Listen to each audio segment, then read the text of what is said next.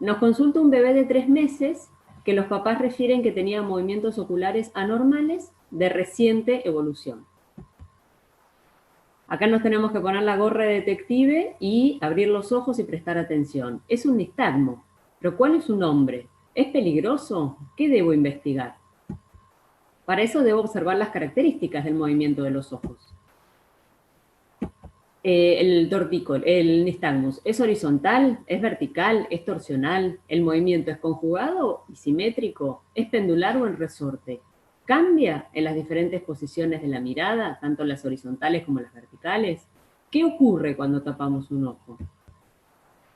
El estudio del nistagmo en un niño comienza con el interrogatorio. Los padres son los que más información nos van a dar. Necesitamos saber antecedentes familiares y antecedentes personales. El paciente que nos consulta, la mamá refiere que no tenía familiares ciegos, ni con nistagmo, ni con baja visión. Y en los antecedentes personales, era un bebé nacido de 32 semanas, de 4 kilos, una cesárea programada, porque su mamá ya tenía 2 cesáreas previas, un desarrollo madurativo normal, y no tenía enfermedad neurológica ni conocida ni evidente.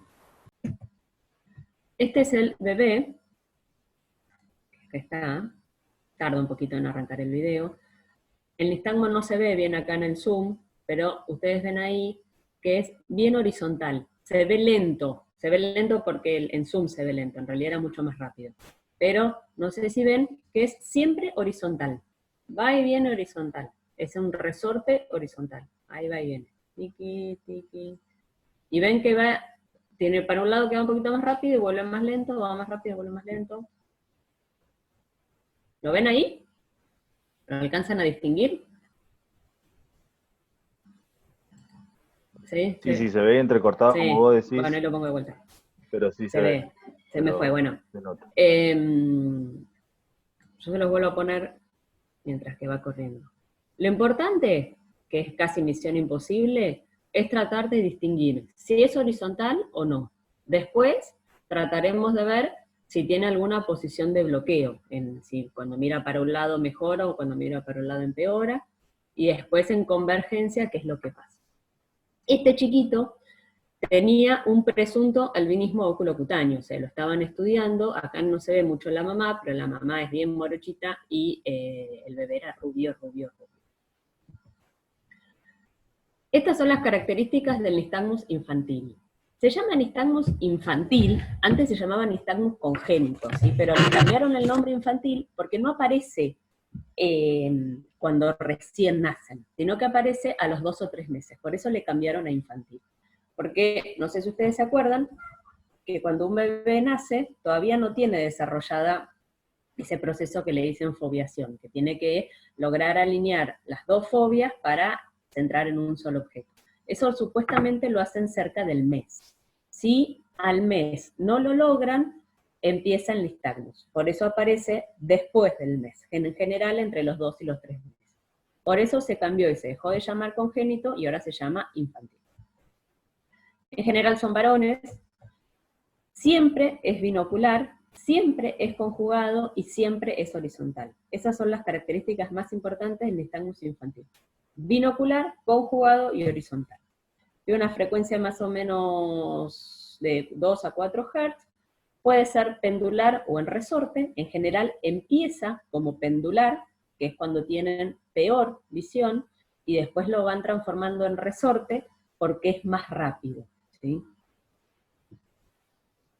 En general bate hacia el sentido de la mirada, la fase rápida es hacia el sentido de la mirada, siempre es horizontal, aumenta con la intensidad de fijación. Esto significa que este bebé es chiquitito, pero a uno que sea más grande, cuando vos le querés tomar la agudeza visual y lo obligás a ver algo, va a empeorar el nistagmus, ¿sí? Y a ver si dice algo. No. Cuando vos le querés tomar la agudeza visual, en general el nistagmus empeora, porque intenta fijar y ahí empeora. También es importante a los más grandes, nunca tomarle la agudeza visual monocular. O sea, lo que hacemos siempre que le decimos tapate un ojo, en los nistagmus no se hace, porque vos cuando le tapás un ojo, empeora el nistagmus. Entonces hay que tomarle binocular, ¿sí? Si querés podés taparle uno y otro para evaluar qué pasa con el ojo que tapo, pero cuando quiero tomarle la agudeza visual, lo tengo que hacer en forma binocular, porque si no le voy a empeorar el nistagmus y le voy a bajar la agudeza visual. Disminuye la intensidad en convergencia, que esto cuando son un poquito más grandes, ponen la manito acá y llevan los ojos para adentro, y ahí en general disminuye la intensidad. Y casi siempre logran una posición de bloqueo, ¿sí? Que a veces son unas posiciones muy piolas, que tienen apenas un poquito rotada la cabeza, y a veces son unas posiciones rarísimas, con un tortícolis extraño, y que tenés que hacer algo porque esa posición de bloqueo es muy difícil para que pueda ser una vía normal. Entonces, en un niño, en un bebé de menos de un año, puedo tener estos 4 tipos de nistagmus. El síndrome de nistagmo infantil, que es el que estábamos hablando recién, el nistagmo latente, el spasmus nutans o el asociado a enfermedad neurológica. Los que van asociados a enfermedad neurológica tienen una enfermedad neurológica. En general tienen hidrocefalia, meningitis, convulsiones o alguna cosa grande, y son nistagmos que no tienen nada que ver con los otros 3. Lo más importante es que son adquiridos, en general son verticales, y tienen otros signos neurológicos. Entonces, si yo veo un nistagmo vertical, pienso en algo neurológico. Eso es lo más importante. Por eso es como que te distingue. Los más benignos son más horizontales y los más malignos son más verticales. No es todo blanco y negro, pero es para tener una idea. El nistagmo latente siempre se acompaña a estrabismo, ¿sí? A esotropia, el que te desvía los ojos para adentro, el famoso síndrome de Ciancia, la esotropia congénita, y tienen algunas características especiales, también son horizontales, también son en resorte, bates el ojo fijador, disminuyen aducción, pero al nistagmo latente va con esotropia. Si no tiene esotropia, no tiene latente. Y el spasmus nutans, yo acá lo puse aparte, es uno que es muy particular, ¿sí?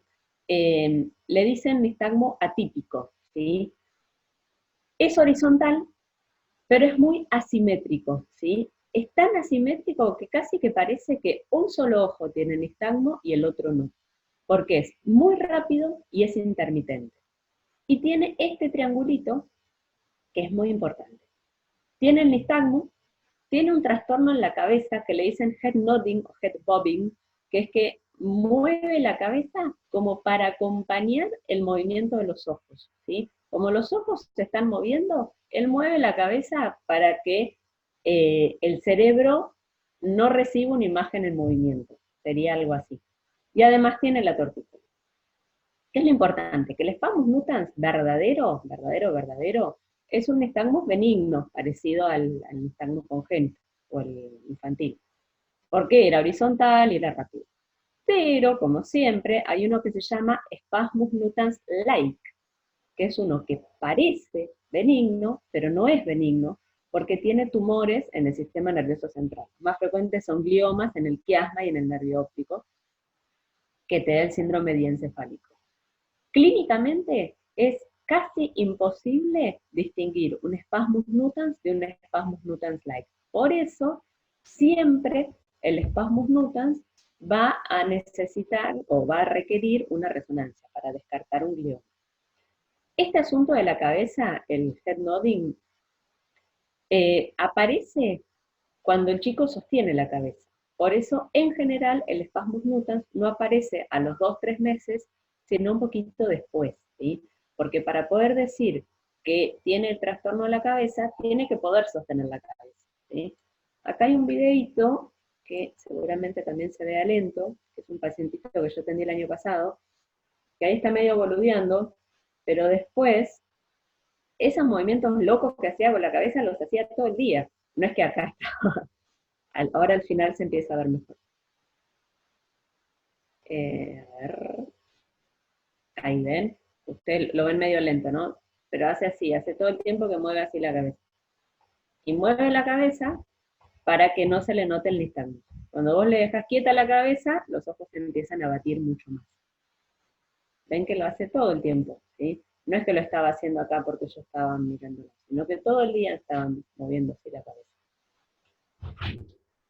¿Entienden hasta ahí? ¿Alguna duda, pregunta? ¿Alguien? Tengo una consulta, Inés. Sí, decime. La agudeza visual la puedes tomar, porque vos dijiste que siempre hay que hacerlo binocular. Sí, ¿Se puede hacer, por ejemplo, en la posición que es fija o que menos nistagmo tiene, monocular? sí, sí. En realidad lo tenés que evaluar de todas las maneras, o sea, y lo tenés que ir escribiendo. La binocular, lo anotás, binocular derecho y al frente, binocular en su tortícolis compensatorio, y después si querés le podés tomar monocular. Pero en general uno trata de elegir la mejor agudeza visual. Tenés que tratar de elegir la mejor agudeza visual, que es la que va a usar. No sé si te ayudo con eso. Sí, sí, excelente. ¿Sí? Hola, doctora, soy Rami. Tengo una Hola, pregunta. sí, Con respecto a la agudeza visual, bueno, siempre me ha causado inquietud ese tema porque, sobre todo en niños pequeños, que nuestro objetivo, uno de los objetivos principales es mirar el tema de la ambliopía. sí. Al tomar la binocular es imposible determinar cuál es el ojo ambliope o no. En estos casos, no sé si de pronto harán electroretinograma o cómo hacen para identificar un ojo ambliope en estos niños que tienen nistagmus si tomamos la agudeza visual binocular. Sí, les podés tomar monocular, no es que no, hay que tomarle de las dos maneras. En general, lo que usamos para sospechar una ambliopía es la conducta visual, o sea, ¿qué pasa con ese ojo? Suponete, vos le tapas uno si, por más que persiste el nistagmus, si logra fijar, si logra seguir, acordate que son bebés, cómo se comporta, si se pone como loco, si quiere salir de atrás. Eh, es difícil. La ambliopía en general en estos chicos es binocular. Eh, ahora vamos a ver las patologías, pero la gran mayoría de las patologías son binoculares, entonces tienen una ambliopía binocular y nunca van a lograr una muy buena agudeza visual. Hay excepciones, como todos, pero en general es muy difícil de ver la ambliopía. Es muy difícil de ver todo un chico con nistagmus, por eso es que es medio complicada esta clase. Pero por ahí la agudeza visual, más allá de medirle en números, si ve 3 décimas o 5 décimas, usamos mucho la conducta visual y otros estudios que ahora vamos a ir nombrando que nos dan pistas de cómo es la agudeza visual, pero no es tan fácil de medir como la agudeza visual subjetiva cuando vos le tomás la visión en un cartel. Inés, también Diga. la forma de tomar la agudeza visual monocular es con un esférico alto, con un esférico positivo de +6, Sí, y cosa de que te asegure que está viendo con el ojo que querés evaluar, para claro. evitar que se desencadene el nistagmus tan marcado. Sí, exacto, como dice Teresa, con un +6 o con uno de esos oclusores medios translúcidos que le borroneás un poco la visión al ojo que querés tapar, pero no lo dejas negro, ¿sí? Si tienen esos oclusores o si no con un esférico positivo está buenísimo. Bueno, o sea que tenemos estas 4 opciones cuando nos llega un bebé con nistagmo. El nistagmo infantil, que es el que más nos gusta, el nistagmo latente, que se acompaña con el estrabismo, el espasmus nutans, que se acompaña con el movimiento de cabeza, y la enfermedad neurológica, que se acompaña con la enfermedad neurológica. Todos en su base tienen un origen neurológico porque el nistagmo es neurológico, pero puede ser que se origine por un trastorno ocular o por un trastorno neurológico o el que le dicen motor, que el motor es idiopático, lo mirás de arriba abajo y tiene el ojo perfecto, el sistema nervioso central perfecto, pero tiene nistagmo. Ese es el que se llama motor, ¿sí? Que es el que está acá. Motor o idiopático, y le han puesto o sensorial, tiene un montón de nombres, pero lo más fácil es motor. A ver, avanza. Ahí está. Bueno, este era nuestro pacientito, que recordamos que tiene 3 meses, que no tiene ningún antecedente familiar patológico, y su único antecedente personal importante era este supuesto albinismo oculobrutale. Entonces evaluamos la conducta visual. Fija y sigue. Eso es muy importante. Lograr que te fije y que te establezca ese cordón visual es muy, muy, muy importante. Aparentemente tenía una buena agudeza visual binocular. Aparentemente, o sea, tiene 3 meses, es más subjetivo que otra cosa. Y tenía una fotofobia leve. Los reflejos pupilares son muy importantes. Después vamos a ver que el origen del nistagmo muchas veces tiene que ver con distrofias de retina, y eso te altera los reflejos. Eran positivos y simétricos. El test de Hirschberg, que es iluminarlo con una linternita o con un directo y ver la luz en el reflejo corneal, estaba en ortotropia porque la luz caía en la pupila de los dos ojos. Hay que mirarlo a la lámpara de hendidura. Yo lo miro sin dilatar y se le veía la transiluminación del iris y la ausencia de pigmentos en el iris, por albinismo oculocutáneo. Después dilatado tenía el cristalino transparente, o sea que no tenía cataratas, y la córnea era normal. A estos bebés así chiquititos, yo personalmente los miro en la lámpara despiertos, ¿sí? En la primer consulta, porque creo que ya lo habíamos dicho alguna vez, yo no tengo un quirófano en donde yo estoy, donde los puedo dormir todos los días. Entonces, a los muy chiquititos, con un poco de ganas y una mamá colaboradora, se los puede ver en la lámpara, ¿sí? Un ratito, es rapidito, los pones así, la mamá te lo tiene, le das una miradita, pero está bueno, aunque sea, tener una idea de cómo es su segmento anterior. Siempre, siempre, siempre hay que hacerles la refracción, siempre, con esquiascopía, porque pueden tener vicios de refracción o muy altos o muy bajos, siempre esféricos, positivos o negativos. Este bebé era hemétrope, se tenía una hipermetropía fisiológica parcial. Y el fondo de ojos era el típico de los albinos, que se ven los vasos coroideos, pero tenía una papila normal y una mácula normal. Yo les recalco que la papila era normal, porque después vamos a ver que puede haber otras alteraciones en los nervios. Esto es medio repetitivo, pero volvemos a decir que el nistagmo era horizontal, era binocular, era conjugado, ahí dice pendular, pero era en resorte. O sea que era todo compatible con un síndrome de nistagmo infantil. Dice pendular porque la primera consulta era más bebé y parecía pendular, y después se fue mejorando hacia el resorte. ¿Qué le podemos hacer también? El test de Bruckner, que es evaluar el reflejo rojo en forma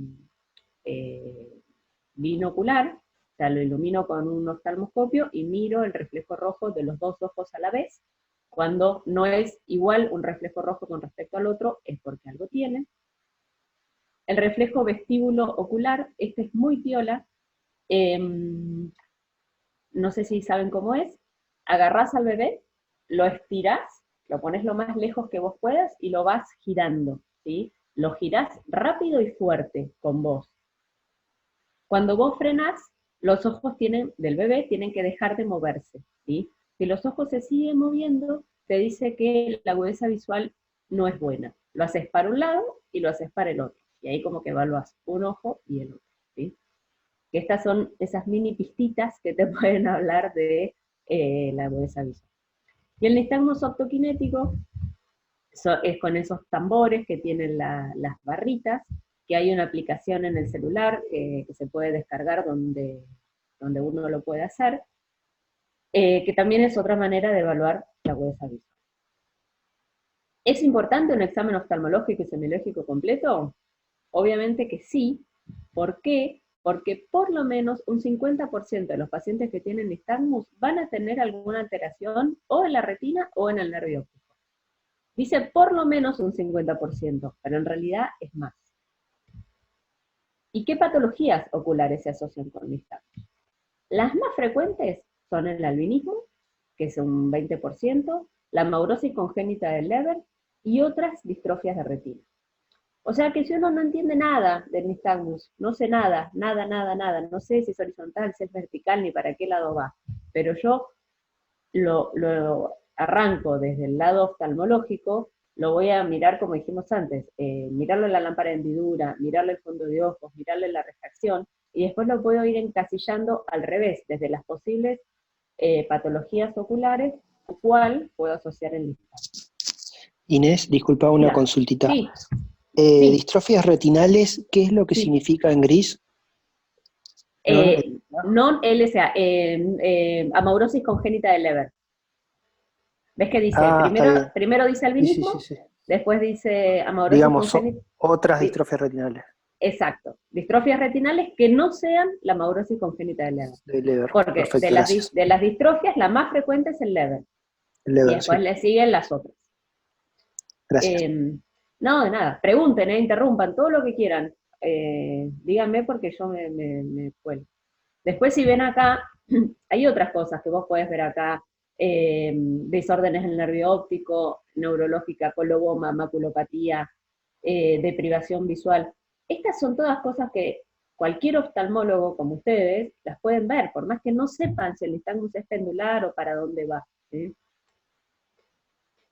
Esto es un estudio que hicieron, que si lo quieren leer está bueno, acá es The Clinical Evaluation, What to do first and why. O sea, qué hacer primero y por qué. ¿Qué hago primero? El examen ocular, ¿sí? Porque somos oftalmólogos y lo primero que tenemos que hacer es el examen oftalmológico. ¿Qué pasaba? Esta gente, no me acuerdo de dónde están hechos, pero en general los veía un médico cualquiera, y lo primero que les pedía era la resonancia. ¿Sí? Entonces fíjense la cantidad de resonancias que hicieron 100 resonancias, y en solo 17 casos les sirvió, ¿sí? Porque la resonancia como primer estudio no siempre es el indicado. No siempre y no siempre como primer estudio. No significa que no tengo que hacer resonancia, sino que tengo que arrancar por el camino correcto, que es primero hacer el estudio oftalmológico.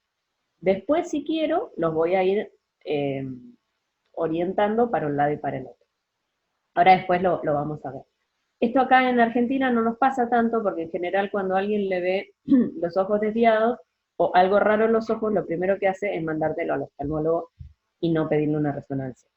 Pero hay muchos que se asustan y lo primero que piden es la resonancia. No está mal hacerle la resonancia, pero a veces por ahí no sería la primera indicación. Ahora vamos a ver cuándo es la primera indicación. Esto es lo mismo que estábamos diciendo, que en un chiquito con nistagmus, el 44% de las veces es de origen ocular, o sea, tiene alguna alteración ocular, una alteración en el nervio óptico, una alteración en la mácula, que es la causa del nistagmus. Un 20% es neurológico, que en general es un poquito menos, y este es el motor o el idiopático, que es un 30%. Acá marcan la prematuridad, que son chicos que entrarían en el grupo de los motores, pero que su único antecedente es haber sido prematuro, pero no tuvo ni retinopatía de la prematuridad, ni una leucomalacia, ni ninguna otra cosa. ¿Entiendes ahí? Más o menos. O sea, sí, que a mí me llega alguien con nistagmo, lo primero que tengo que ver, o que tengo que pensar, es que es muy probable que el origen de ese nistagmo sea ocular, ¿sí? Por eso lo voy a estudiar de arriba abajo los ojos. Después le voy a estudiar lo neurológico. Entonces, ¿cómo le estudio los ojos? Le pido electroretinograma y OCT. Electroretinograma y potenciales. Siempre pedimos el combo, ¿sí? Ahí en Buenos Aires, bueno, tienen varios lugares para pedirlos. OCT en un bebé de 3 meses, misión imposible. Hay OCTs portátiles que se hacen bajo anestesia general. Difícil de lograr. El estudio genético es muy piola, porque si uno sospecha, por ejemplo, una amaurosis congénita de Leber, le haces el genético y podés tener un diagnóstico de certeza. Lo que pasa es que es poco accesible. Es muy poco invasivo, que eso es bueno, porque solo con una muestra de sangre o de mucosa se puede hacer, pero es difícil en la práctica, porque tenés que tener un genetista que o lo mandan a algún lugar en especial, a veces los hacen en Argentina.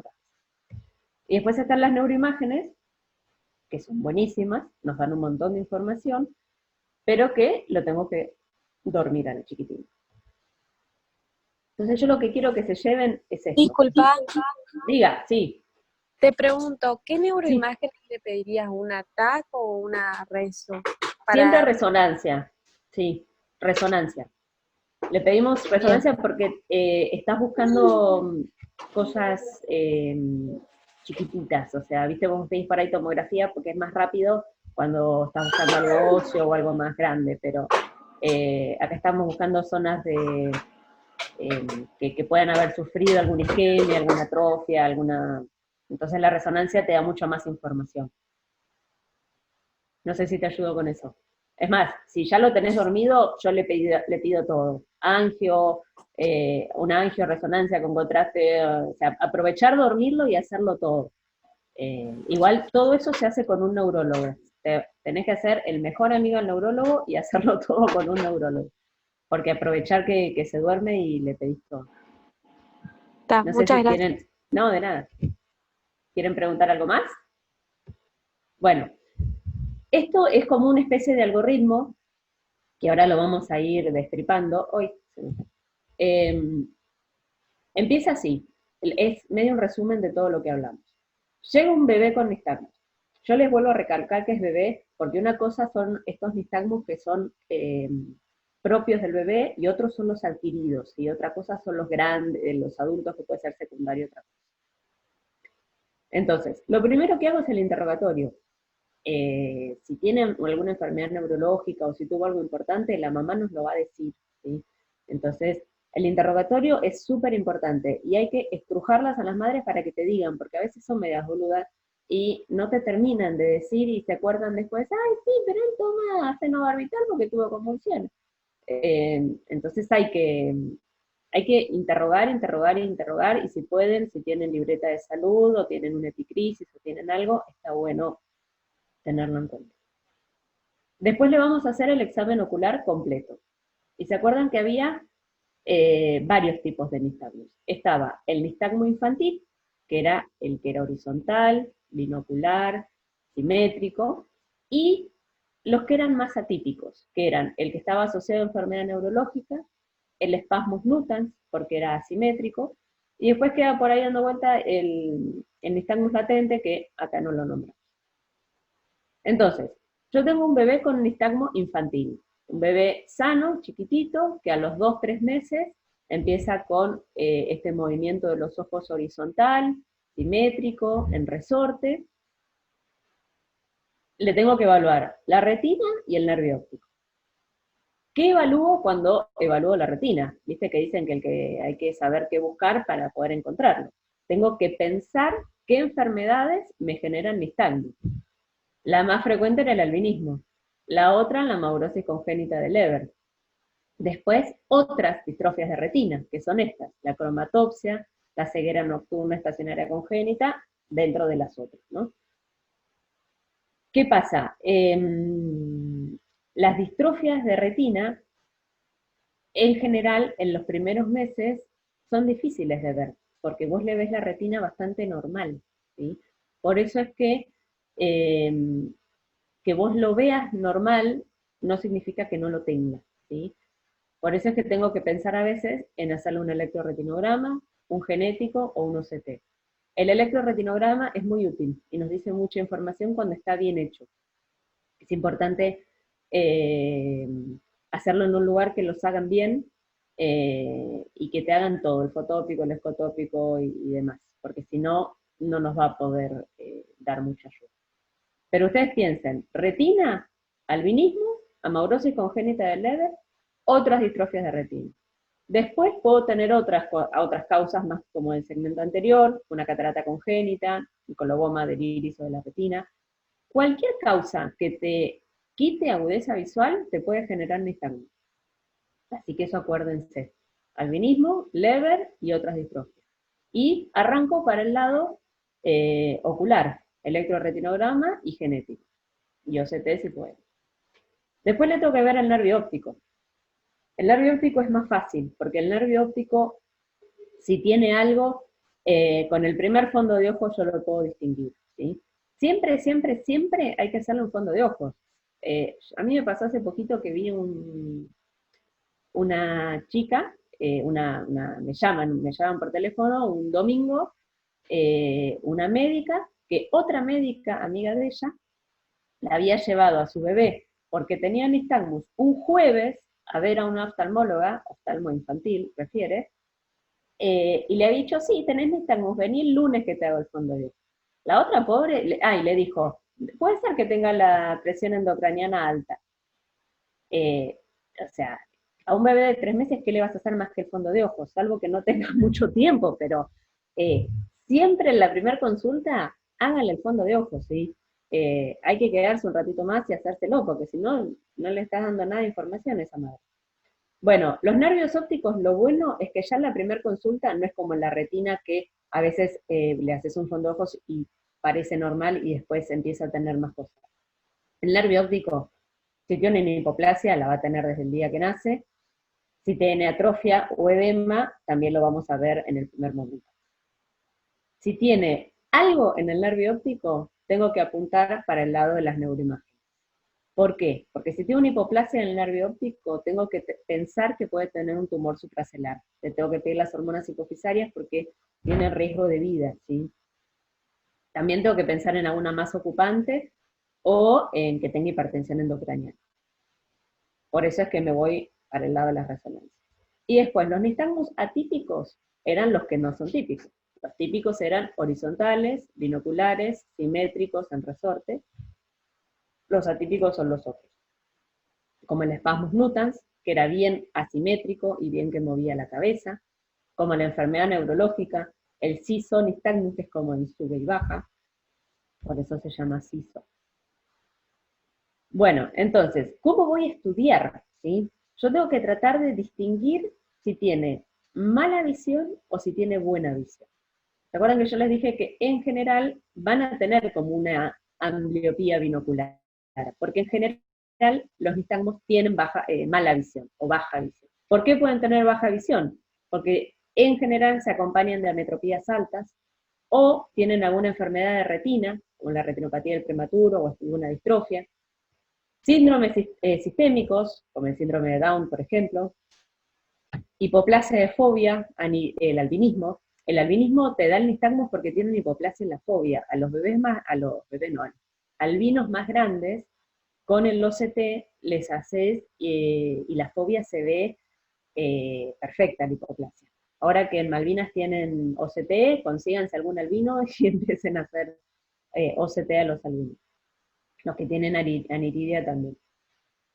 Alteraciones del nervio óptico, atrofias, hipoplasias o alteraciones del segmento anterior, cataratas, opacidades corneales, las congénitas, posta, o sea, las que no apenas una opacidad corneal, sino las opacidades congénitas, corneales que te generan baja visión. Todos estos van a tener una mala visión, y en general, si ustedes se fijan, todas estas son bilaterales, salvo la catarata congénita, las otras, la gran mayoría son bilaterales. ¿Se acuerdan que dijimos que el nistagmo infantil podía ser ocular, podía ser un neurológico o podía ser el motor? ¿Qué es lo que llama la atención del motor? Que no tiene nada, o sea, tiene el ojo perfecto, el sistema nervioso central perfecto, y que ve bien, ¿sí? Siempre tiene mejor visión el nistagmo de origen motor que el de origen ocular o neurológico.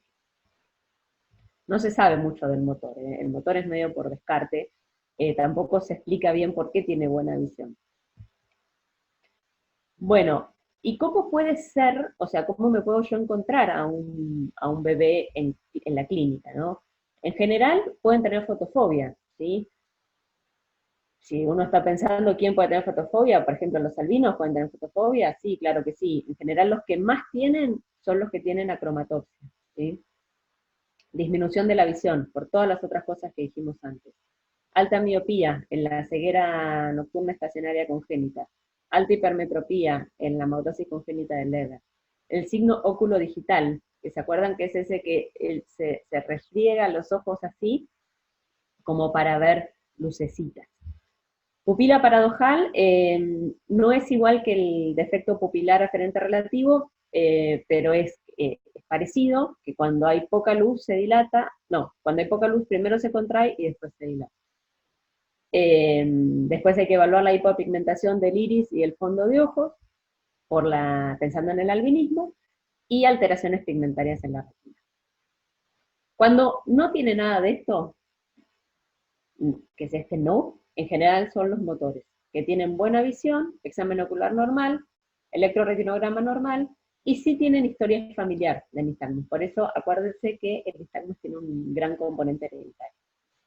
Y cuando tienen todas estas cosas, en general tienen alguna de estas patologías que son las que dijimos: albinismo, hipoplasia, nervio óptico, cromatopsia, Leber. O sea que este pequeño, acá era cuando tenía 3 meses, y acá es ahora que tiene 6, 7 meses, que está confirmado que tiene un albinismo oculocutáneo. Le repetí el electroretinograma y los potenciales porque estaban medio dudosos, y está esperando a que su hermosa obra social le autorice la interconsulta con genética. Pero como no tiene ninguna otra cosa, no tiene, por ahora, no tiene hecho una resonancia ni ningún estudio bajo anestesia general. Además se deja ver de lo más bien.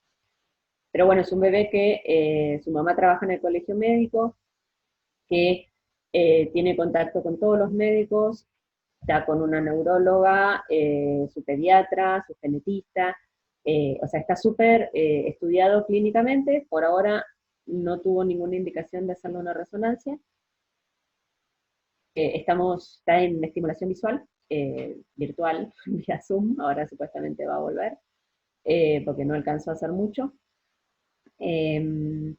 Pasó de tener un nistagmus pendular a un nistagmus en resorte, que eso es bueno.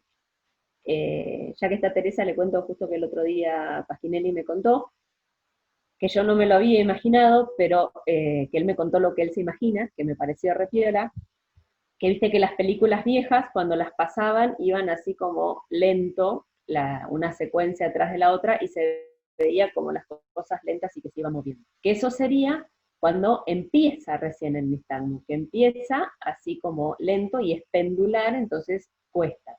Pero cuando van mejorando la agudeza visual, cada vez se hace más rápido el nistagmus. Y eso es bueno, porque es como un carrete que empieza a funcionar, entonces la película se ve más rápido y de mejor manera. No sé si se lo imaginan, pero a mí me lo explicó él y me pareció re piola, como nunca me lo había imaginado. No sé si les ayuda en algo, pero para mí me pareció re piola. Bueno, esto también, las dos cosas que tienen que guardar en la cabeza son el algoritmo del principio y esto. ¿Cuándo solicitar neuroimágenes? Si puedo, una resonancia. Si no, lo que pueda, una tomografía. Pero si puedo pedirle una resonancia, mejor. Cuando veo hipoplasia, cuando veo edema o atrofia de papila. En spasmus mutans, si son nistagmus, cualquier signo o síntoma neurológico, o cualquier nistagmus que no tenga característica del infantil, ¿sí? A estos les pido, como primero, o sea, primero el primer día le hago yo el fondo de ojo en mi consultorio y lo evalúo de arriba abajo, y se va del consultorio con el pedido de la resonancia. ¿Y cuál sería la idea? Evaluar y corregir los defectos refractivos. Como vimos, hay muchas causas que son de origen oftalmológico, entonces tratar de corregir la causa para solucionar el problema, ¿no? El nistagmus se asocia a baja visión por defecto de la vía visual anterior, el nervio óptico o la retina. Y un examen ocular completo y minucioso ayuda a mejorar el diagnóstico y elegir los estudios complementarios, la menor cantidad y los más indicados, ¿sí? No hace falta darlo vuelta arriba abajo por si acaso. Siempre todos tenemos miedo. ¿Y qué pasa si tenía un tumor? ¿Y qué pasa? Hay que estudiarlo bien, ¿sí? Y siempre está, por eso pusimos acá el yin y el yang, el que estaba todo bien y tiene algo mal, el que estaba todo mal y tiene algo bien. No hay nada blanco y negro acá, pero hay que estudiarlo muy bien, evaluarlo de manera ordenada, no el primer día hacerle todo porque sí. Y no hay que perderlos estos pacientes, son pacientes que uno los va a tener toda la vida, que va a tener mucha estimulación visual, muchas terapias de apoyo, entonces son pacientes para toda la vida. Bueno, ahí no hay nada más.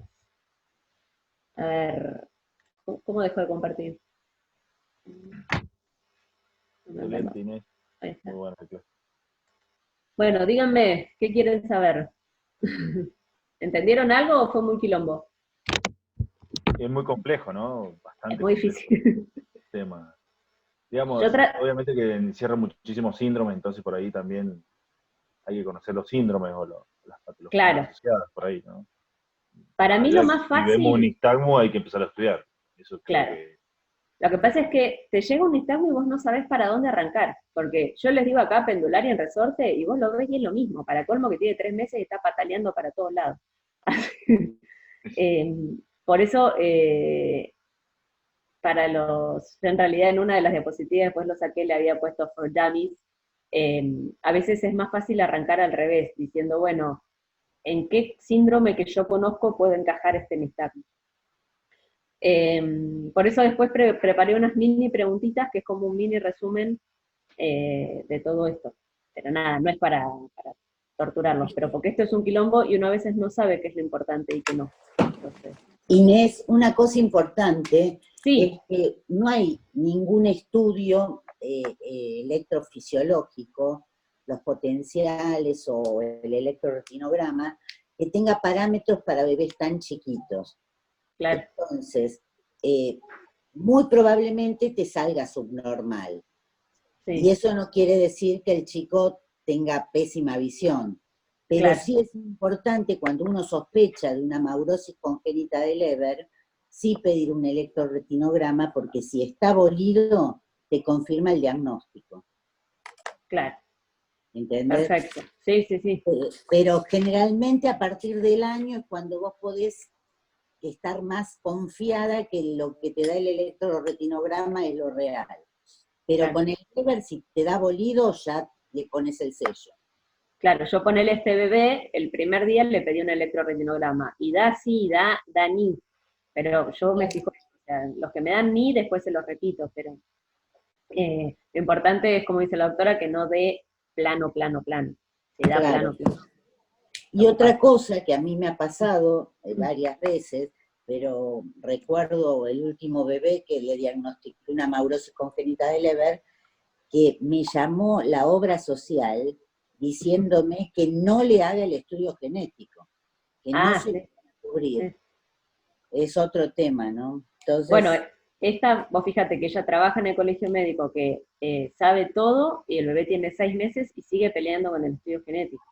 Y tiene sí, galeno, que no es ni muy muy ni tan tan, pero está haciendo hizo el certificado de discapacidad porque le dijeron que con eso probablemente le autorizaban el estudio genético. sí, es una vergüenza, Sí, sí, porque le autorizan cualquier cosa y no el estudio genético. claro. Pero bueno, es así. Es lo que hay. Con los chicos, que preguntes. Le hago una pregunta.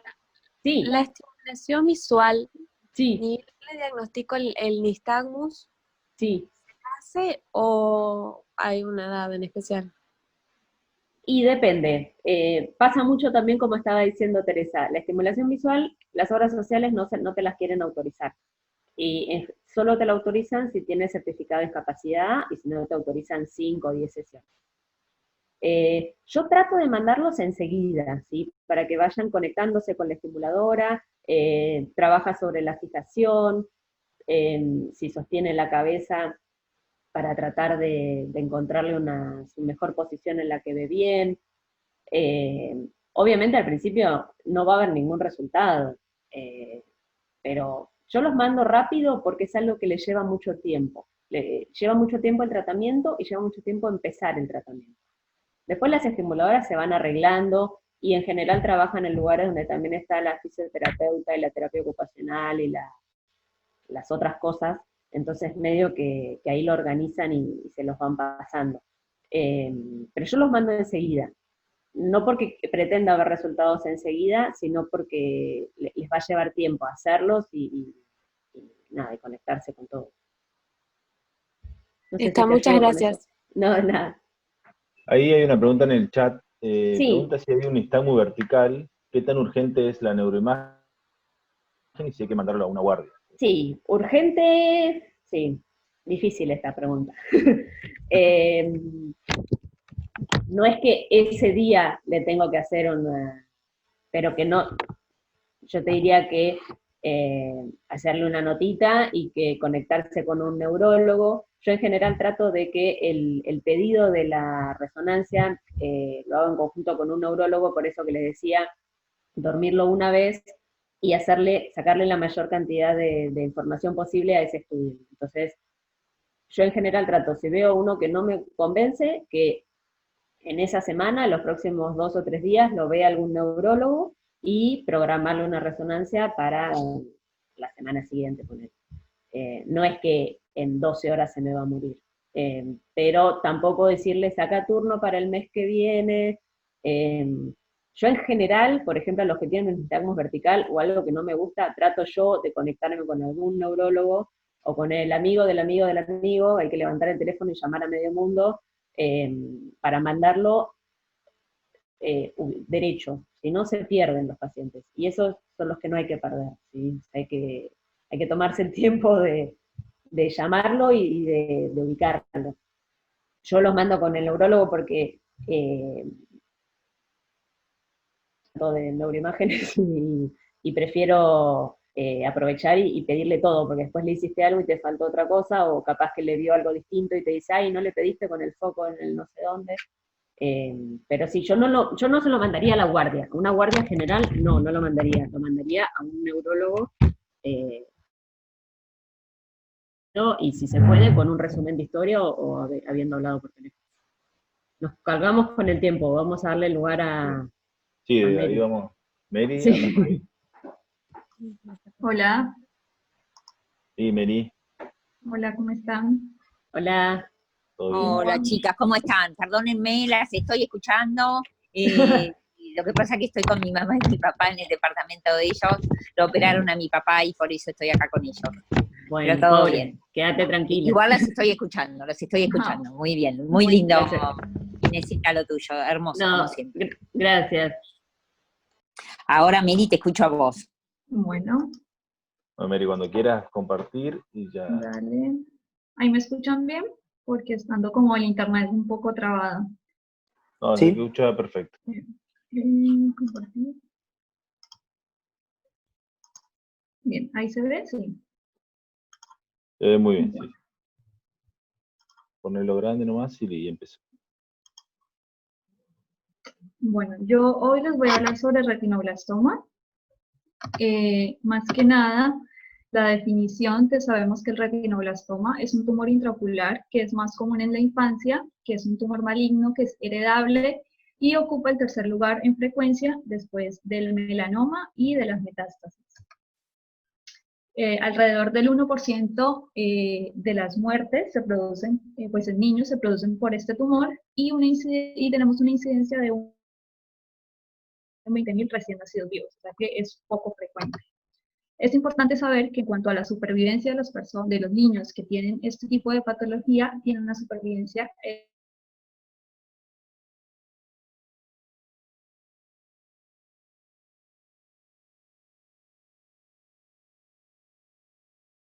es únicamente ocular. Esto pasa hasta el 50% cuando la enfermedad ya tiene manifestaciones extraoculares. La enfermedad tiene un patrón esporádico en el 60% de los casos, que son unilaterales, y 40% un patrón hereditario, bilateral y multicéntrico.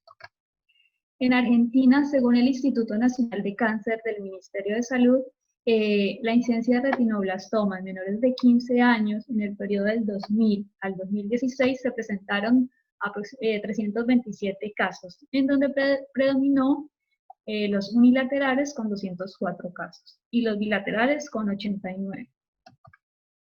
Teniendo por regiones en la provincia de Buenos Aires un promedio anual del 17%. Sin embargo, hoy en día en Argentina la tasa es aproximadamente de 45 pacientes. Tenemos que saber que esta enfermedad tiene características genéticas. En 25 al 30% tiene características hereditarias y del 70 al 75 no hereditarias. Esta enfermedad se produce por una mutación en el gen RB1 que está ubicado en el brazo largo del cromosoma 13, en la región 1, banda 4, subbanda 2, el cual va a codificar a una fosfoproteína nuclear que va a participar en la regulación del ciclo celular. En 1971, Alfred Knudson, él realizó un análisis estadístico de todos los casos de retinoblastoma, y así podía explicar el mecanismo hereditario de este tumor, que es una enfermedad autosómica dominante. En donde él decía que la hipótesis que él establecía era que el cáncer es el resultado de mutaciones acumuladas en el ADN de las células, y que se necesitan 2 mutaciones cromosómicas para desarrollar la enfermedad. Él habló de una teoría, que es la teoría de los 2 golpes, en donde el primer golpe o primer hit lo que generaba era una inactivación en uno de los 2 alelos del gen, y había una disminución del 50% de la cantidad de la proteína activa. Y en el segundo, lo que se producía era ya la pérdida de un segundo alelo en el gen, en un tejido somático, y ahí era cuando se desarrollaba el tumor. Es importante saber que aunque la transmisión de la predisposición a desarrollar el tumor es dominante, el desarrollo del tumor es de carácter recesivo, ya que hace falta de 2 alelos mutados para que se desarrolle el tumor. Aquí les explico sobre las formas. Está la forma esporádica y está la forma familiar. En cuanto a la forma esporádica, tenemos las células somáticas de los padres, son sanas, dan las células somáticas del niño, y las 2 mutaciones se van a generar a nivel de la retina, en donde se dan aquí se dan las 2 mutaciones. Y en la forma familiar tenemos que en las células somáticas de los padres ya hay un gen alterado en alguno de ellos que se lo van a transmitir al niño, y la segunda mutación se va a dar a nivel de la retina. En cuanto al hereditario, tenemos que es el 25% de los casos son heredados de un padre portador, 75% ocurren en una mutación de novo. Generalmente el promedio de edad en el que se presenta va a ser menor, alrededor de los 10 meses, va a ser multicéntrico o bilateral, y va a haber mayor riesgo de desarrollar un segundo tumor. En cuanto al esporádico, va a ser ya una mutación de ambos alelos en la misma célula somática. El promedio de aparición de la enfermedad va a ser más tardío, alrededor de los 20 meses. Generalmente son unilaterales y no van a tener riesgo de tener un segundo tumor. En cuanto a lo que son los patrones de diseminación, el tumor se puede tener diferente crecimiento. Puede ser endofítico, que va a crecer hacia el vitrio; exofítico, que va a crecer hacia el espacio subretiniano; mixto, que va a ser endo y exofítico; y el difuso, en donde no vamos a tener una masa formada, sino que van a haber semillas blancas o siempre a lo largo de la retina y el cuerpo ciliar. Es importante saber de que esto puede generar una invasión al nervio óptico y consecuentemente nos va a llevar a diseminación al cerebro, a los tejidos orbitarios, a los nervios, y también puede hacer una metástasis. En cuanto a la presentación clínica, tenemos el signo más común es la leucocoria. Como sabemos, la leucocoria es la ausencia de reflejo rojo, pero hay que tener en cuenta que la leucocoria tiende a ser un signo tardío, ya que esta es la reflexión de luz en la masa blanca retrolensal. Puede dar estrabismo, hiperemia conjuntival, exoftalmos, nistagmos, y se puede presentar hipema espontáneo, pseudodipopio, celulitis orbitaria, tisis bulbi espontánea o glaucoma. Pero es muy importante tener en cuenta de que todos estos signos ya son de aparición tardía, que lo ideal es siempre identificar los tumores cuando se llevan a los niños a hacer los controles de niño sano, y ahí es donde tenemos que detectarlo para detectarlo más rápido. Bueno, en cuanto a la evaluación, a nosotros estamos en un control de un niño normal, haciendo el fondo de ojo, le detectamos alguna lesión en la retina, y lo primero que tenemos que hacer es un examen ocular bajo anestesia.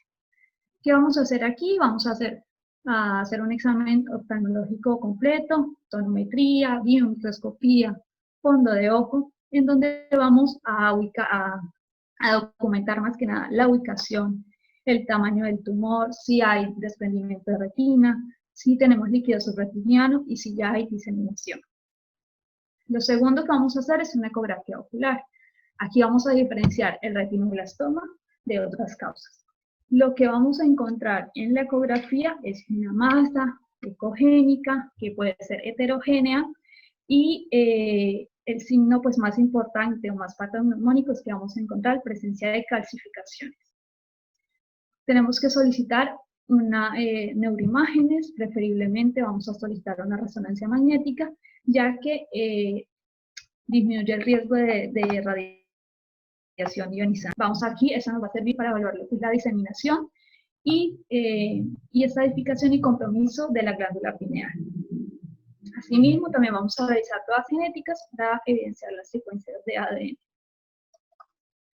Es importante también saber que dentro de esto podemos encontrar el retinoblastoma trilateral. ¿Qué es el retinoblastoma?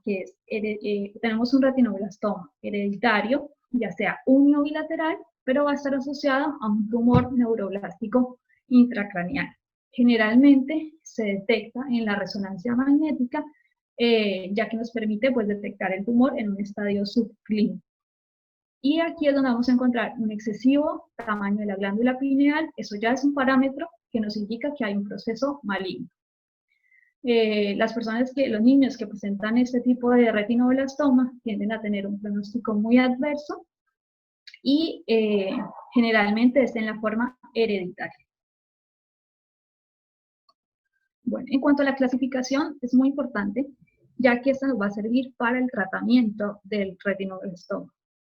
La clasificamos en 5 grupos, según las características del tumor.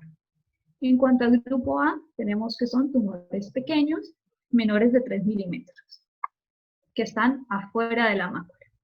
En el grupo B, identificamos tumores mayores de 3 milímetros o que comprometen la mácula o tienen algún tipo de fluido subretinal. En el grupo C, vamos a encontrar ya siembras focales. En el grupo D, siembras difusas, y en el grupo E, cuando ya tenemos un tumor extenso. Bueno. También tenemos que saber de que la leucocoria, que es nuestro signo principal, puede tener diagnósticos diferenciales. O sea, hay otras patologías que también pueden presentar leucocoria, no únicamente el retinoblastoma. Entre ellas tenemos diferentes anomalías del desarrollo, inflamaciones, tumores vasculares y otras. Entre las más importantes tenemos la catarata congénita, que es la opacidad del cristalino, que está presente al nacimiento, generalmente por infecciones maternas, enfermedades sistémicas o alteraciones oculares. La persistencia de vitro primario, que es la reabsorción incompleta de la arteria hialoidea en el vitro, que está adherida a la cápsula posterior del cristalino, que llamamos el punto de Mittendorf. La enfermedad de Coats, que es una anomalía vascular retiniana que nos puede generar desprendimiento de retina y generalmente se produce en varones. Toxocariasis, donde tenemos la infección por Toxocara canis, que nos produce un granuloma. El coloboma, que es ausencia parcial del epitelio pigmentario, que es un defecto en el desarrollo durante la embriogénesis. Y la retinopatía prematura, que como sabemos es un trastorno vasoproliferativo de la retina, pero en estadios 4 y 5, donde tenemos desprendimiento de retina, nos va a producir una leucocoria. Y unas más raras, por decirlo así, la enfermedad de Norrie, que es un trastorno genético que es ligado al cromosoma X, donde está comprometida lo que es la audición, también hay retraso en el desarrollo motor, cataratas, y el astrocitoma, que es una lesión benigna que generalmente se da en pacientes con neurofibromatosis o esclerosis tuberosa. Bueno, en cuanto al tratamiento, hay que tener en cuenta que el objetivo principal es la sobrevida del paciente. Luego vamos a pensar en salvar el globo ocular y luego la conservación de la agudeza visual. El tratamiento es un manejo que es multidisciplinario, que se tiene que dar por el oftalmólogo, el pediatra, el oncólogo y el genetista. y que cada tratamiento varía entre cada caso, porque hay que tener en cuenta diferentes factores, cómo es el tamaño, cómo está localizado, si tiene presencia de cientos vítricas o no, y si hay metástasis. En cuanto al tratamiento, tenemos de que la enucleación, si bien siendo que es un estándar para el tumor intraocular avanzado, hoy en día hay múltiples terapias y alternativas que nos permiten la conservación del globo ocular. La enucleación es, como les dije, para enfermedad avanzada, cuando ya tenemos un paciente que tiene un pobre pronóstico visual o que ya tenemos óptico, coroides u órbita, y pacientes también que están en la clasificación en el grupo E. En cuanto a la terapia focal, tenemos la braquiterapia, que se usa yodo 125 o rutenio 106, que es más que nada para tumores que son de un tamaño menor a 16 milímetros y de base y menor de 8 milímetros de grosor, que se usa en tratamiento primario y que como desventajas de este tipo de tratamiento nos pueden producir cataratas, retinopatía o neuropatía óptica. En cuanto a la quimioterapia, el objetivo principal de la quimioterapia es reducir el tamaño del tumor para luego poder hacer terapia focal. Es decir, de que estas dos siempre deben se usan juntas. La medicación que vamos a usar, la carbopalatina, el topósido o vincristina, pero hay que tener también en cuenta que los efectos adversos de la quimioterapia son tóxicos graves, mielosupresión e infecciones.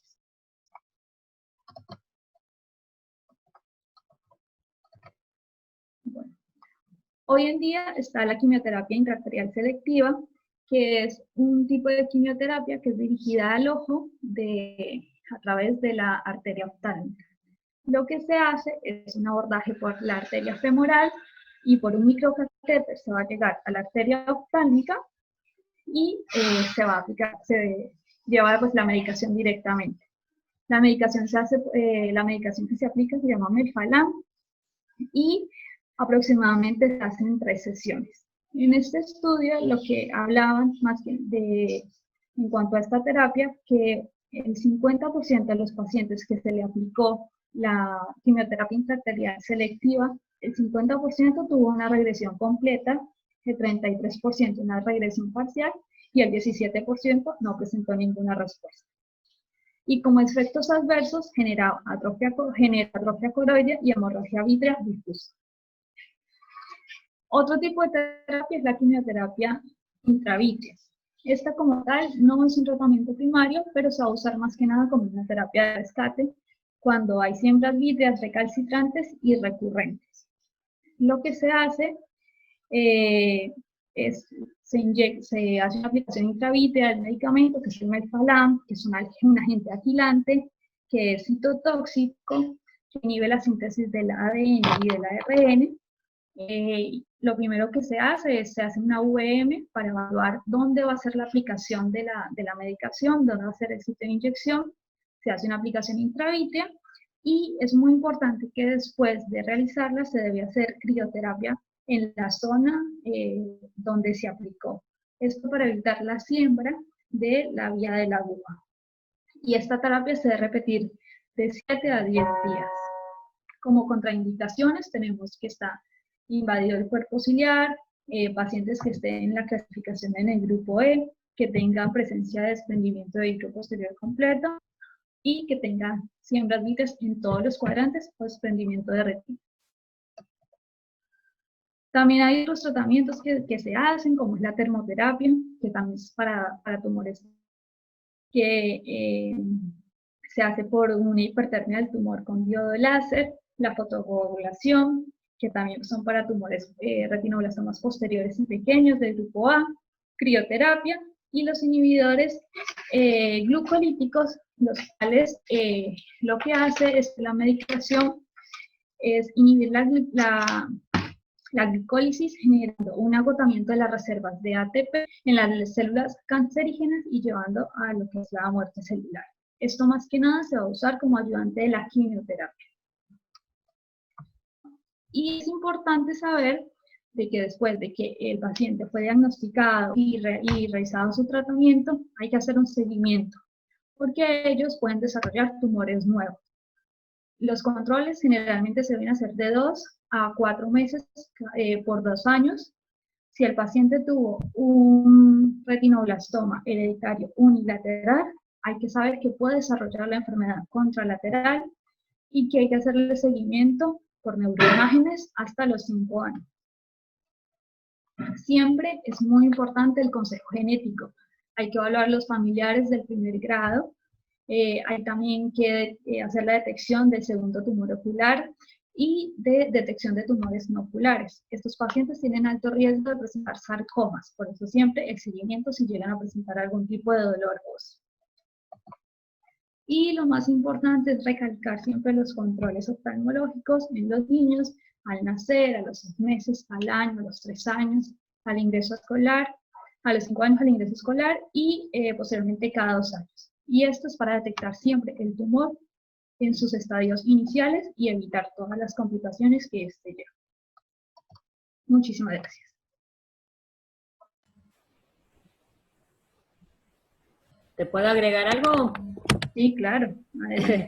Eso que vos pusiste de la terapia intraarterial, que parece una cosa muy difícil de hacer.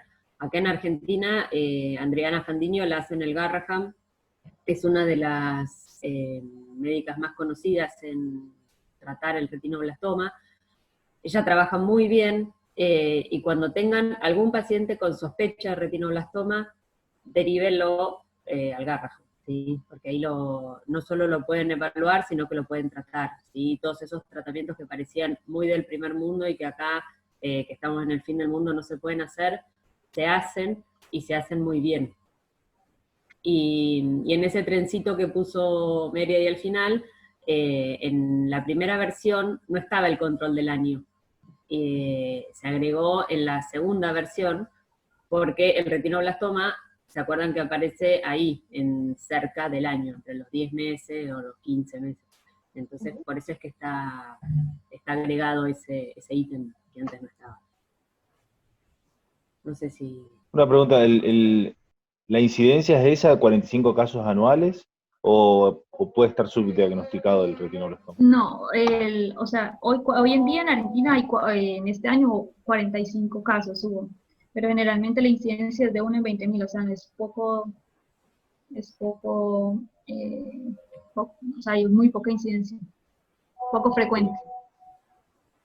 El otro día que estaba Adriana Fandiño en una charla, ella da un montón de charlas, si quieren préstenle atención porque son re piolas las charlas que da. Dijo que en estos días de cuarentena le habían llegado la mitad de los retinoblastomas que le llegan en el año en general. O sea que en estos 3 meses le dice que hubo como una epidemia de retinoblastoma, que estaba un poco preocupada. Que nada, no es que es una epidemia, sino que es simplemente una mala suerte, pero que bueno, llegan al Garrahan y ella los trata. Y muchos son hermanitos de otros que tenían, la incidencia familiar es importante. Por eso también vuelven a caer con ella. Bueno, ahí había una pregunta más. Si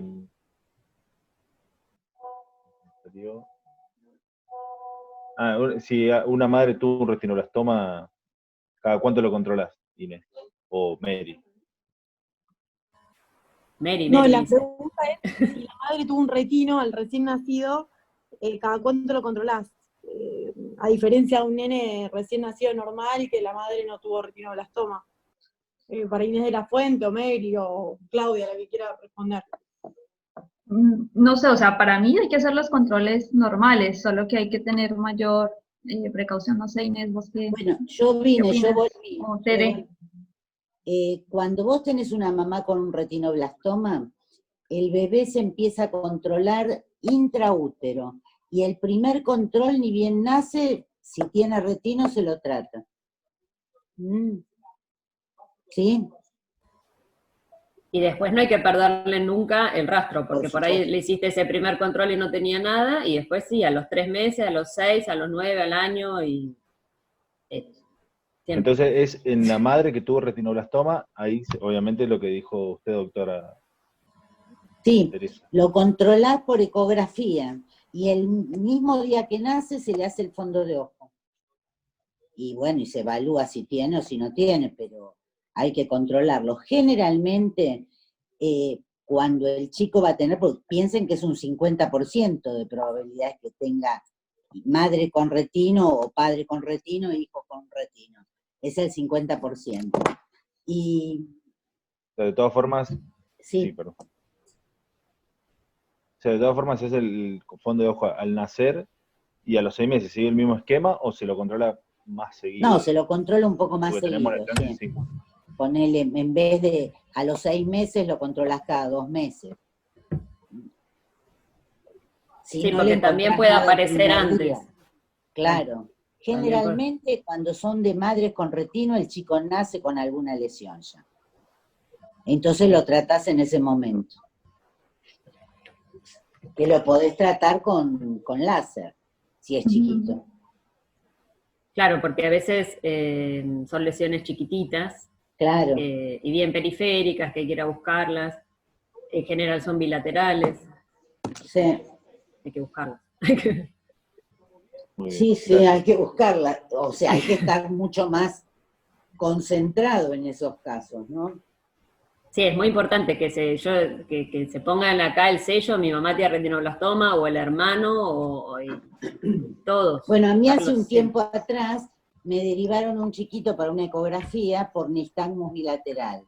Viene con la madre con una prótesis en un ojo, y el nene tenía un retinoblastoma bilateral que hubo que nuclearle los 2 ojos.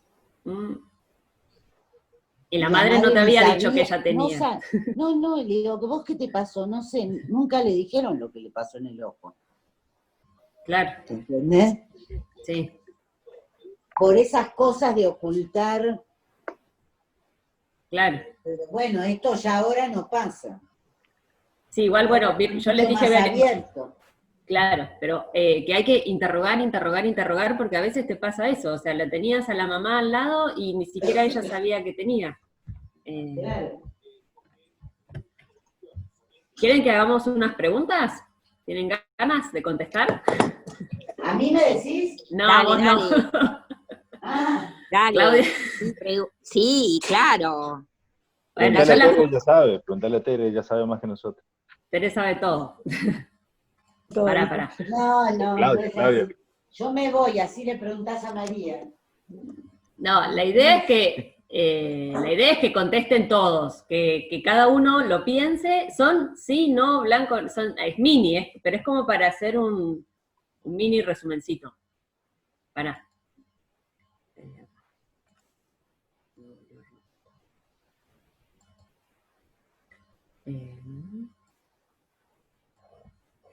¿Está puesto el sonido? ¿Se escucha? Sí. Bueno, son unas cuantas preguntas, así que si quieren... ¡Qué producción! ¿Viste? Nos fuimos para arriba.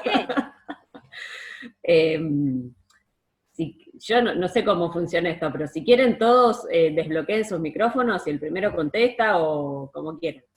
A ver, el chat ahí dice algo, a ver. Dale, si no yo voy leyendo el chat o... Dale. Por ejemplo, ¿tiene componente hereditario el retinoblastoma? Sí. Sí, muy bien. Sí. Sí. ¿Es más frecuente esporádico o hereditario? Esporádico. Mary contesta. Esporádico. Esporádico. ¿Se acuerdan el porcentaje? 70-75. Por ahí andaba. Sí. Perfecto. A ver, bueno, hice mezclado. ¿Cuál es el origen más frecuente del síndrome de nistagmus infantil? El trastorno ocular. Exacto. Ocular. Origen ocular. Después seguía el motor y último el neurológico. ¿El nistagmo tiene herencia familiar? Sí. Sí, mucha. ¿Existe nistagmo sin alteración ocular o neurológica?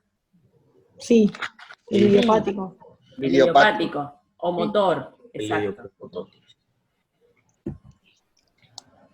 esto creo que no lo dijimos, pero bueno, ¿a qué edad se recomienda operar la catarata congénita? A los 40 días.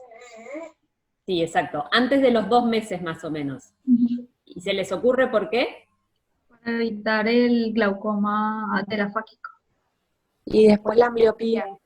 La ambliopía. Sí, el glaucoma telafáquico no, en realidad, ¿No? sí, se lo recomiendo operar cuanto antes se pueda, porque se acuerdan que en los primeros meses, el primer mes era la etapa de la foveación.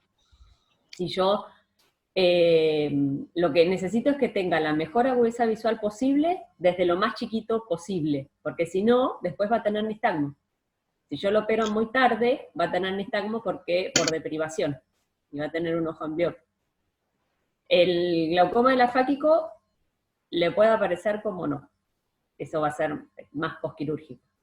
Pero bueno, la catarata congénita siempre se dice que se diagnostica se opera cuando se diagnostica más o menos. Lo antes que se pueda. Bueno, porque esto no lo dijimos. Yo iba a decir algo de catarata y me olvidé. ¿Cuáles son las principales características del nistagmo infantil? ¿Quién se acuerda? Horizontal, Bilateral, pendular, simétrico. bilateral, Conjugado, puede ser pendular o en resorte. Un resorte. Sí, binocular, generalmente en varones. perfecto. Buenísimo. ¿Se acuerdan algo más? ¿Algo de la cabeza? Que arranca a los 2 meses más o menos, Sí, a la 8ª semana, sí, que es conjugado, ¿qué más? sí. Que casi siempre logran posición de bloqueo. Eso. La cabeza puede lograr una posición de bloqueo. Aumenta de forma monocular y disminuye en la convergencia. Perfecto. Buenísimo. Con eso ya se llegan bastante. Me encanta, contestaron todo, ya con eso me doy por hecha. Tenemos 10. ¿10 vamos? ¿Preguntas? ¿O qué? Me perdiste. A ver, ¿a qué edad aparece Nos sacamos 10. se sacaron 10, sí. ¿A qué edad aparece el retinoblastoma hereditario? 10 meses. 10 meses, perfecto. Acuérdense cerca del año, pero 10 meses es excelente. ¿Y a qué edad aparece el esporádico? 20 Después. meses. Claro, después. Por eso el hereditario lo tengo que controlar antes, ¿sí? ¿A qué edad aparece el infantil, el nistagmo infantil?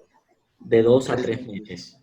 Perfecto, 2 a 3 meses. Ese es la edad más frecuente, pero puede aparecer en cualquier momento del primer año de vida. En general es cerca de 2 a 3 meses. ¿Y a qué edad puedo diagnosticar un spasmus nutans y por qué? Después de que sostiene la cabeza. Después de Exacto. ¿Cuándo sostiene la cabeza un bebé normal? A partir de los 3 meses empiezo a sostener. 6 meses. Perfecto. En general, el infantil común a los 3 meses ya le podés poner nombre y apellido. El spasmus nutans, lo ideal es que ya se siente solito, que mantenga bien la cabeza y que ahí la bata. Entonces, en general es más cerca de los 6 meses. Y tiene que ver con eso, tiene que poder sostener solo su cabeza para poder batirla. Si está acostado en el huevito no cambia tanto. Así que acuérdense, spasmus nutans un poquito después del infantil. La distrofia de retina es la que más fotofobia produce. Está medio mal escrita la oración. El albinismo. Esa es la segunda. El Leber, ¿no? Leber. No, La cromatopsia. la cromatopsia. En la clase. Exacto. Es la cromatopsia. Igual es rarísima la cromatopsia, es una pregunta media chota. Perdón, volví para atrás, porque la cromatopsia es rara, es poco frecuente, pero produce mucha fotofobia. Entonces, cuando descarten todas las causas comunes, no se olviden de las distrofias de retina, y entre ellas la acromatopsia.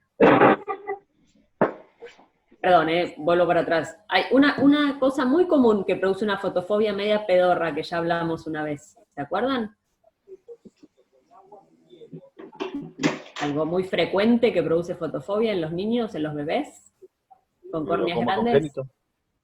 El glaucoma congénito, sí. Pero bueno, tiene una clínica distinta. Pero hay muchas cosas que producen fotofobia que son mucho más graves que la cromatopsia. Pero la distrofia retina que más fotofobia produce es la cromatopsia. ¿Qué estudio complementario le...? Sí. No, nada, respondí a eso, la resonancia por los tumores del sistema nervioso. Perfecto. Por el spasmus nutans, like. Perfecto, es el sistema nervioso. La BIM, ¿te acordás lo que decía Inés? Sí. Un paciente con acromatopsia tiene una fotofobia que no puede salir a jugar afuera. Tiene esa característica, es intensa, intensa, intensa. Exacto. Es poco frecuente la cromatopsia, pero tiene tal fotofobia que te tiene que llamar la atención.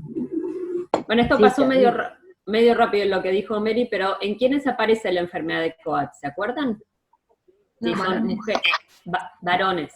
Siempre son varones. Y creo, ¿y a qué edad? ¿Se acuerdan la edad? No la dijimos. Eso no la dijimos. A los 3 meses, 8 años. más o menos, ¿cierto? 8 años, la que dijo 8 años ahí. ¡Vamos! A mí me gustaba, yo me acuerdo cuando estudiaba las leucocorias, que son un solo capítulo, yo había hecho una línea del tiempo, ¿sí? Entonces las vas poniendo por edad, por ejemplo, recién nacido, catarata congénita o persistencia del vitrio primario. Cerca del año pones retinoblastoma. Bueno, y después las vas repartiendo. El Coats es de las últimas. Las leucocorias las podés clasificar por edad de aparición, por si es femenino o masculino, porque tienen algunas que son ligadas al X o no, si son unilaterales o bilaterales, pero háganse algún cuadrito con las leucocorias, porque si no después se te mezclan todas. Pero la edad es muy importante. El Coats es de las últimas, son varones y es unilateral. ¿Qué no me conviene hacer para tomarle la huesa visual a un nystagmus? Hacerlo monocular. Claro. No me conviene taparle del todo el ojo. Sí, eso que dijo Tere, que se puede nublar un ojo con un Provin bien alto, pero tratar, si pueden, la mejor agudeza visual siempre va a ser binocular. ¿Cuál es la causa oftalmológica más frecuente de síndrome de nistagmo infantil? Leber. Ah, no. Albinismo. Albinismo. Casi. La segunda era Leber. La segunda, Leber es la segunda. Eso es un poco porque es más frecuente, es una cuestión de estadística, hay más albinos que Leber. ¿Cuándo pido una resonancia sin dudar en un nistagmo? Cuando es vertical. Perfecto. ¿Cuándo más? Cuando es laico. Asociado a Cuando tiene asociaciones neurológica. con el sistema nervioso central. Cuando es atípico. Perfecto. Cuando tiene edema papila también. Sí. Claro. ¿Edema de papila o qué más? Hipoplasia del nervio óptico, atrofia. Exacto. Cosas del nervio óptico. Hipoplasia, atrofia y edema. Y cuando no tiene características del infantil. Perfecto. Eso que decías, que era vertical, asimétrico, que no es binocular, y dijeron todo. Dijeron lo neurológico, el nystagmus, el spasmus nutans, like. Retinoblastomas hereditarios son unilaterales. Falso. ¿Verdadero o falso? Falso. Falso, muy bien, falso. ¿Cuál es el motivo de consulta más frecuente de un retinoblastoma? Leucocoria. La leucocoria. Perdón, Inés, que me meta. Existen retinoblastomas unilaterales hereditarios, los que son multifocales. Ah, está bien. ¿Entendés? Bueno. Así que puede haber unilaterales, pero multifocales y ser de origen hereditario. Perfecto, no los tenía registrados. Esto dijimos, motivo de consulta, la leucocoria. Yo quiero hacer una pregunta. Sí. ¿El motivo más frecuente de consulta en el retinoblastoma no es el estrabismo? Está discutido eso, sí. Son todos motivos de consulta tardío. O sea, lo ideal sería... sí, obvio, detectarlo en un control, pero... Sí. Te digo porque fue pregunta de examen y muy discutido. Muy si discutido. Es la leucocoria o el estrabismo. Mira, la leucocoria es el signo de diagnóstico más frecuente. pero generalmente el chico empieza a desviar el ojo. Por eso en todo paciente con estrabismo, eso en los casos unilaterales, en todo paciente con estrabismo nunca se puede ir sin un fondo de ojo porque puede ser un indicio precoz de un retinoblastoma. Exacto. Sí, yo creo que todas pueden ser, todas las que puso Mechi. Ella puso primero la leucocoria, por eso es que yo lo seguí ese orden, pero sí, no está mal el estrabismo y deben ser bastante dudosos, así que puede ser perfecto el estrabismo. ¿Qué no puede faltar? Muchas gracias. No, de nada. ¿Qué no puede faltar en la primera consulta? ¿Qué dice? ¿Qué no puede faltar en la sospecha de un retinoblastoma en la primera consulta? Lo acaba de decir Tere. El fondo de ojos. Fundamental. Yo creo que en ninguna consulta puede faltar el fondo de ojos, pero cuando estoy sospechando una leucocoria, una catarata, hágale el fondo de ojos. Esta no sé si la dijimos, pero ¿qué es la persistencia del vitrio primario?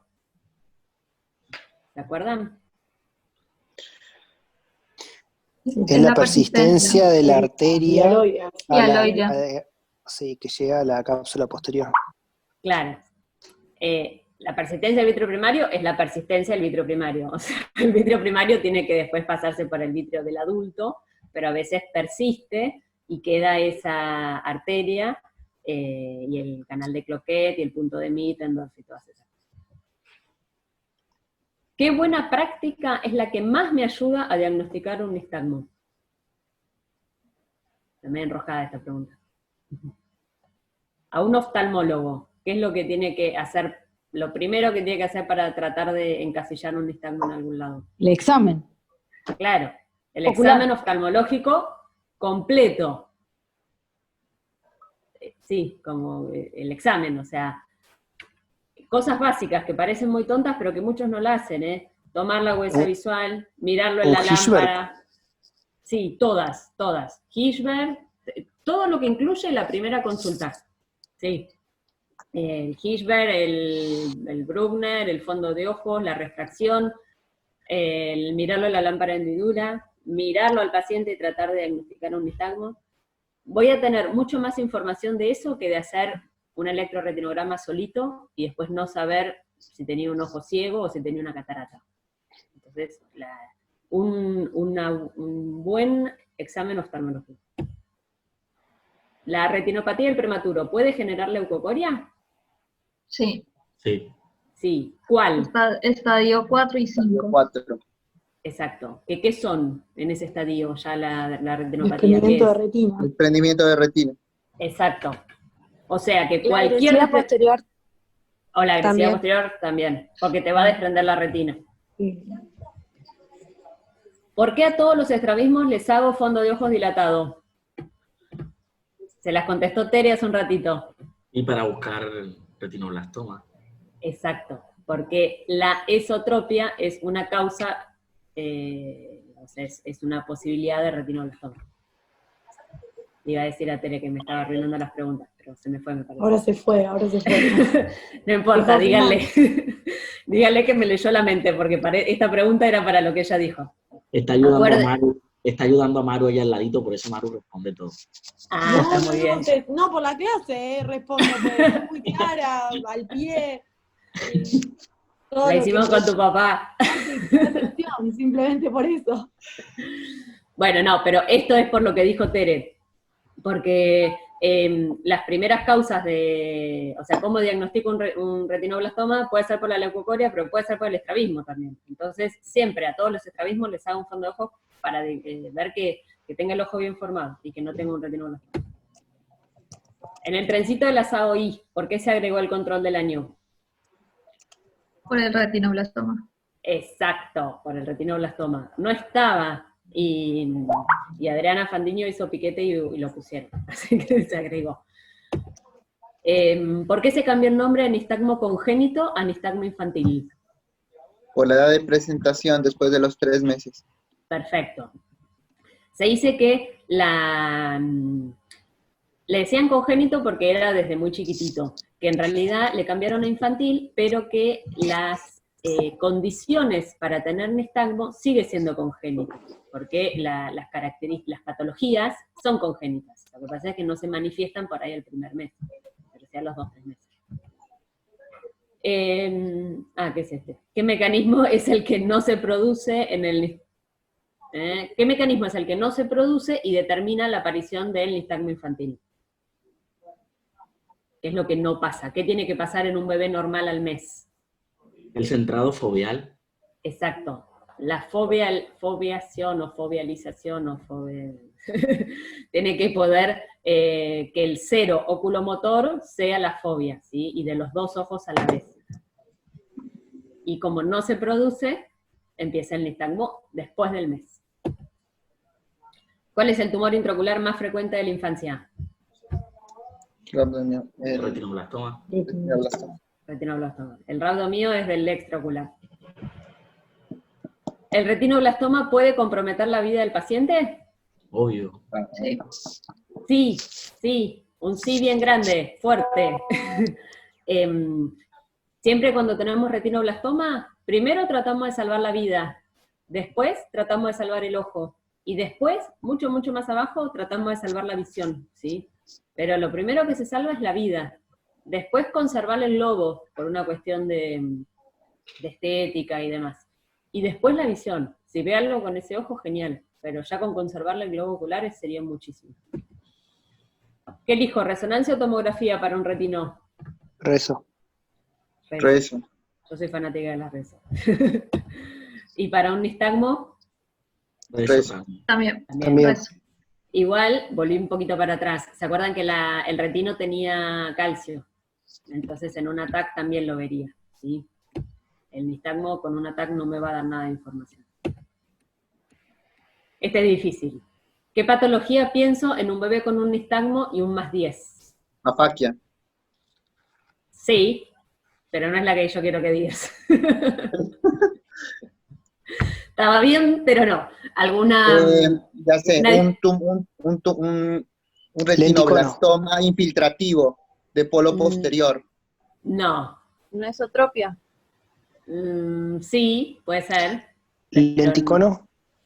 Lenticono, sí, pero rarísimo. Un +10 de ambos ojos, bilateral. Un ciancia. Ciancias. En general los ciancias no tienen hipermetropías tan altas. Las acomodativas son las más altas. ¿Se acuerdan de las causas oculares del nistagmo? La primera era el albinismo. La segunda... Leber, la amaurosis congénita de Leber. Son hipermétropes altísimos, ¿sí? Sí. Piénsenlo cuando lo vean por ahí. Yo les tiré un +10 por ponerle, ¿no? Puede ser un +8, un +12. ¿Y el que generaba altas miopías, cuál era la patología? Ahí viene, pará. Viene ahora. Pará, volvamos al Leber. La amaurosis congénita de Leber son hipermétropes altos, ¿sí? Y alta miopía, perdón, que me colgué acá. El que dijo afáquico está perfecto, ¿sí? Lo que pasa es que a este bebé supuestamente ya lo pasaste por la lámpara y ya tenía su cristalino puesto y no había tenido catarata congénita, porque eso lo habíamos descartado en el interrogatorio, en teoría, ¿no? -10, ¿cuál era? La A, ¿se acuerdan? Ceguera congénita estacionaria nocturna. Funcionan parecidos a una retinosis pigmentaria, porque tienen nictalopía, de noche ven mal. Son raros también, son rarísimos. Pero es raro ver un bebé miope. Por eso cuando lo vean, piensen en alguna distrofia de retina. Y a veces pasa que los papás tienen componente hereditario de todas las distrofias. Los papás tienen alguna cosa, o son muy miopes muy altos, y cuando lo ves al bebé son como miopías como más orgánicas. ¿Cuál es la manera más fácil de documentar una leucocoria? Con el reflejo rojo. Con la cámara de fotos. Exacto. Con un celular y una máquina de fotos, o una máquina de fotos, o sí. Eso es lo más fácil. los pacientes con leucocoria siempre son problemáticos. Traten de documentar todo lo que puedan, ¿sí? Sacarles fotos, si los papás te traen fotos, guárdenlas.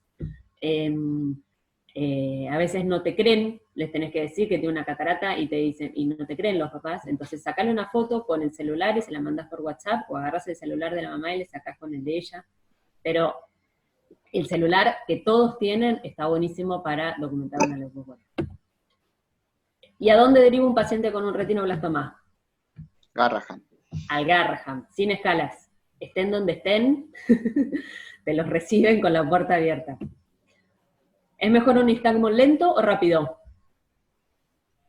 Rápido. Rápido, porque tiene mejor Rápido. AB. Exacto. Acuérdense de la película, esas películas viejas que iban con la cinta, que cuanto más rápido van, más rápido va la película. Bueno, esta es una pavada. Los PowerPoint son como los niños, no importa que sean feos, si son tuyos parecen lindos. Bueno, nada más. Los voy a dejar de molestar. Ah, ya. Esperen que se me fue para cualquier lado. Bueno, Inés, mil gracias. No sé, Muy deja bueno de todo. compartir. Gracias, Mary, también. Excelente. Bueno, Gracias, chicas, Gracias. gracias, mil gracias, hermoso todo, hermoso. bueno, Claudia, gracias. Muy lindo, chicas. Qué lindo tenerlas. Bueno, avisen cualquier cosa que Inés. necesitan. Ahora las hay dan una clase re linda de algo de cataratas que les va a gustar. Ah, Las sí, del CAU. bueno. Sí. Bueno. A todos esos facólogos. A todos. Gracias. Inés. Bueno, de nada, que se mejore tu papá, Claudia. Gracias, chicas. Un beso. Chao, Chao, chao. besito. Chao a todos. Chao. Muchas gracias. Chao, gracias.